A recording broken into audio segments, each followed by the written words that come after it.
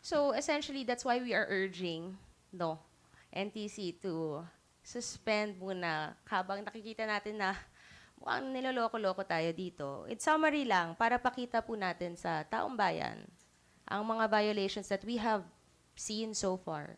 Not just their franchise on Section 4, Section 10, Section 11, mukhang ngayon pati Section 12. Pati ang highest law of the land, ang Constitution natin, dalawang articles. Article 12 and Article 16. Even the KBP Broadcast Code, there's Article 1, Article 4, Article 5, Article 9, Article 30, Article 33. Sarili nating house rules din. Kasi hindi nila sinasabi yung totoo. Meron tayong Section 11C and 11E sa house rules natin. At mukhang ngayon, kahit po sa Revised Corporation Code, mukhang ganon. So, we're simply really urging NTC na mukhang nagkakalokohan dito kasi may mga fraudulent aspects dito. Sino pa ba ang next natin makikitang manloloko? Sabi nga ni Attorney Mark, walang forever. Dahil po yun sa meron mga manloloko. At kung lolokohin ka, di ba, dapat hindi ka nagsistay sa isang toxic situation.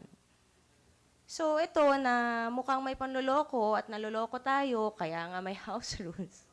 At 'di ba? At mukhang lumalabas pa konti-konti at nagda-dodge sila sa pagsasagot ng mga tanong pag hindi nila masagot, Mr. Chair.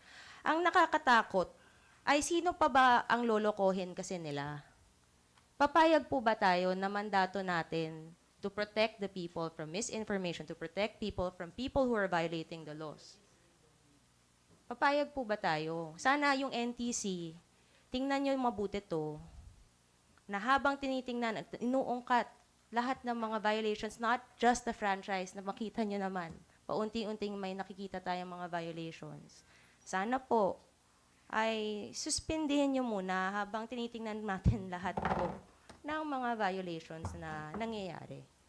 I'm really hoping SMNI would be able to submit such documents or proof.